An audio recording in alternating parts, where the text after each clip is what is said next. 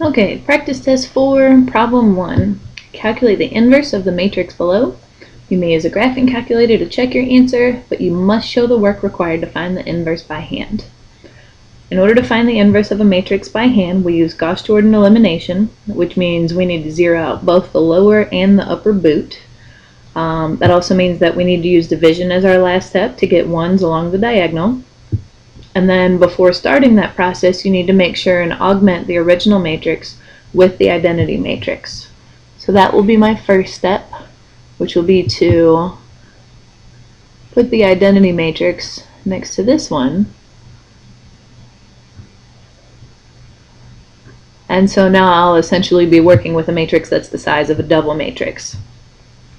So the first thing I want to do after augmenting my matrix with the identity is zero out the lower boot.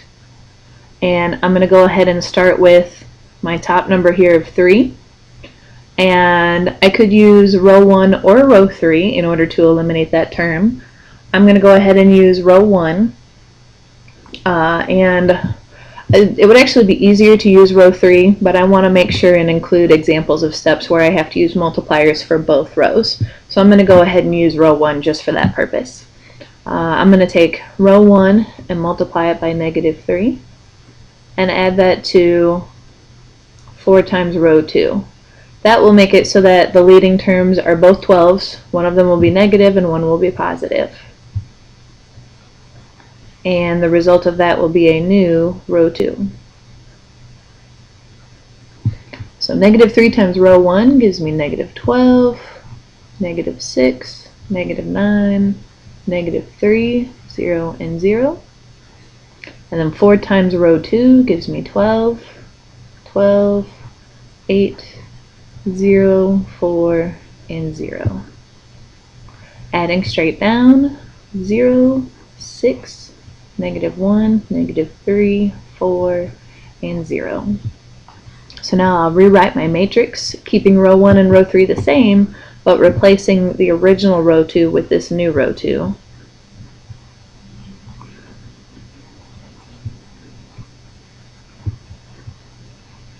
So row 1 is staying the same. I have a new row 2.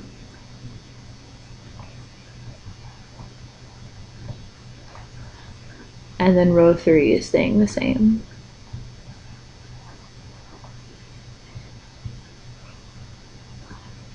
Still working on eliminating the lower boot. I'm going to move on to the number 1 next. And in order to eliminate that, I can't use row 2 anymore because there's a 0 in that location, so I have to use row 1. So I'll take row 1 and add it to -4 times row 3. That will make it so that the leading numbers are both 4s. One will be positive, one will be negative. And the result of that will be my new row 3. Because it's row 3 that I'm trying to put the 0 in. So row 1, I've got 4, 2, 3, 1, 0, and 0. And then -4 times row 3 gives me -4, 0, -4, 0, 0, -4.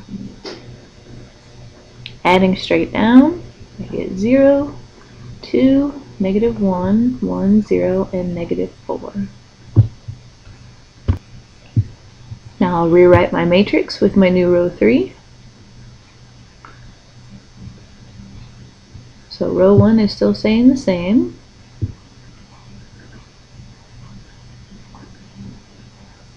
And again, at this point, I'm looking at this matrix down here. So my row 2 will match that one. And then I have a new row 3.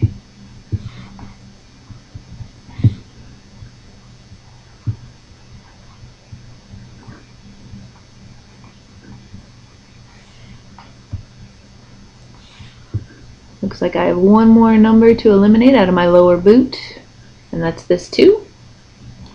As tempting as it would be to use row 1 in order to eliminate that, since it's the same number, I can't do that because there's a number right here, and that will reintroduce a number where I just got a 0. So the only option for eliminating that 2 is to use row 2. So in order to get the 2 to match the 6, I'm going to multiply row 3 by 3, and I'll make it -3 so that they'll be opposites.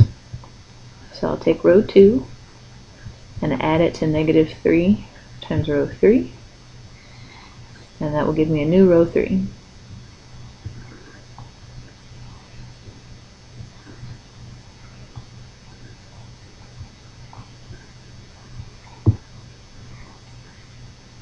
-3 times row 3, -6, +3, -3, 0, +12. And then adding straight down gives me 0, 0, 2, -6, 4, and 12. So now I'm going to rewrite my matrix. Again, I'm referring back to this one now. Row 1 and row 2 will stay the same, and then I have a new row 3.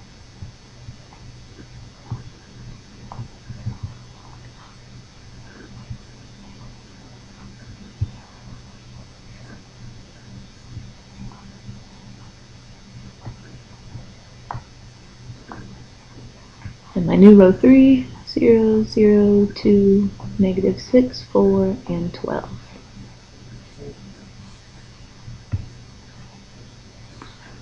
Okay, so my lower boot has all zeros now, which means I'm ready to move on to my upper boot.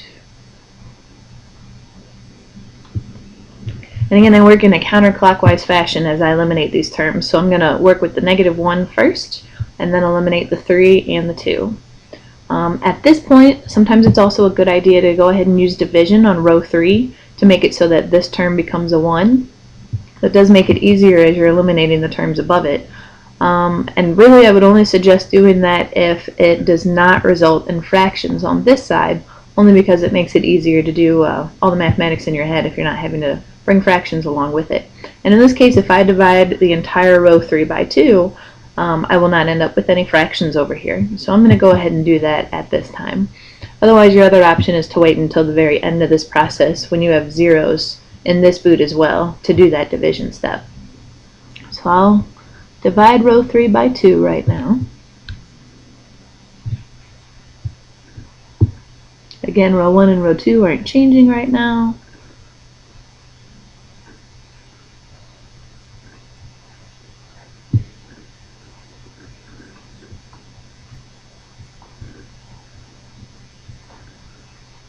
And this row I'm dividing by 2. So everything's getting cut in half. There we go. Alright, looking at that upper boot again, I'm going to start with getting rid of this -1. And if you take a look at row 3, those numbers are already equal opposites now, so I don't have to do any extra multiplying. I can just go ahead and add row 2 and row 3. And the terms that I want to eliminate will cancel out. I'm wanting the 0 to end up in row 2, so this will become my new row 2.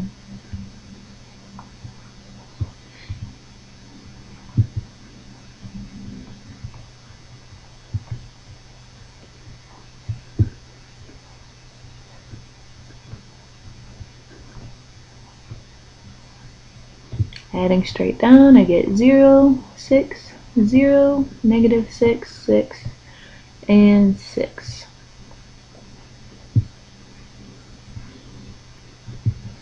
So now I'll go ahead and rewrite my new matrix up here.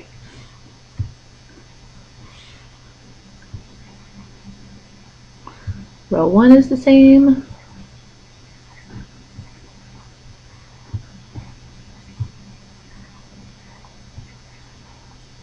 I have a new row 2.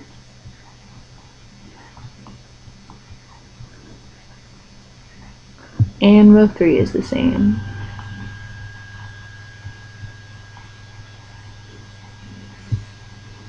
Let's take a look at the upper boot again.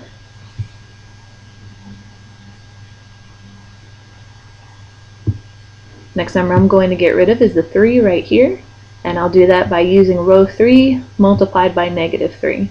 That way they'll become equal opposites of each other. So I'm going to take row 1, add it to -3 times row 3. And that will give me a new row 1, since that's where I want my 0 to end up.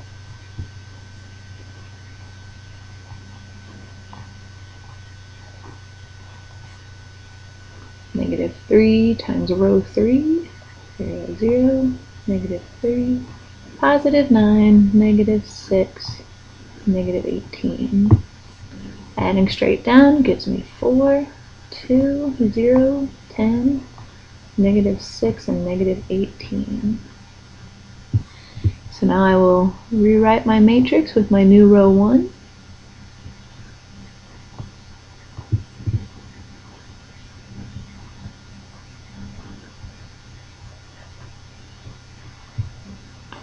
And then row 2 and row 3 will match what I have up here.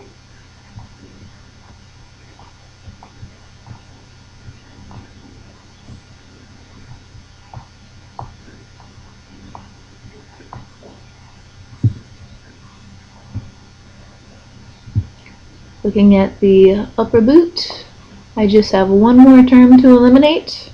I can't use row 3 to eliminate it since there's a 0 in that position, so I have to use row 2. And in order to get those two numbers to match, I'll take row 1 and multiply by negative 3. That will make them equal opposites of each other.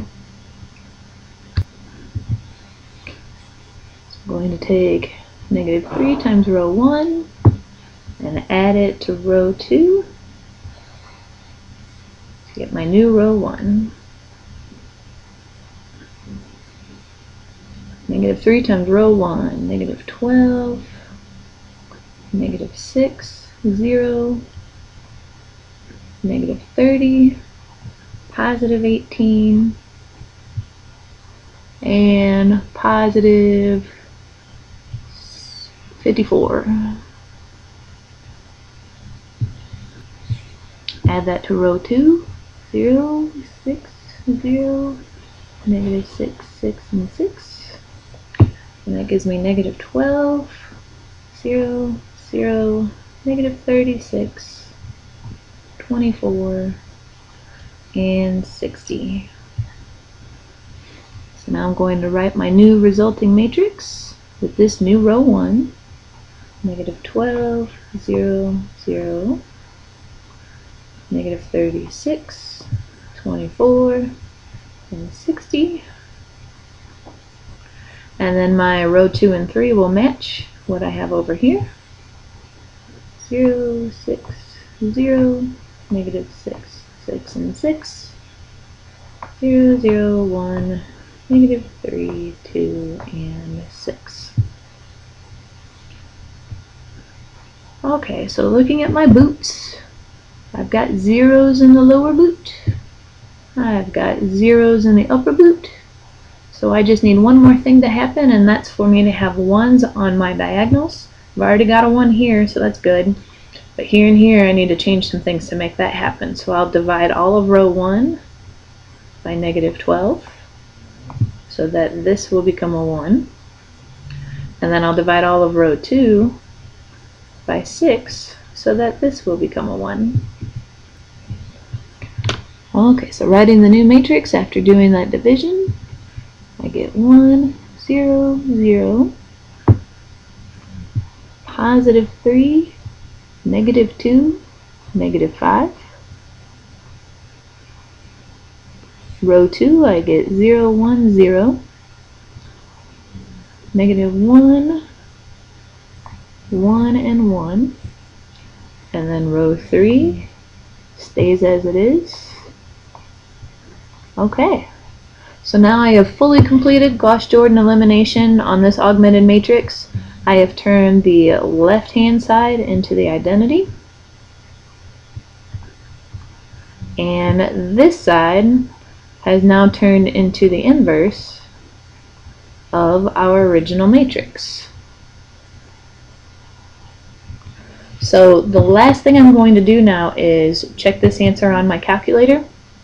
And I'll do that on a separate video since you guys requested that I make a video specifically about how to do calculator stuff with this. So make sure and look for that video on Moodle so that you're prepared to check your answer on the test using the same method.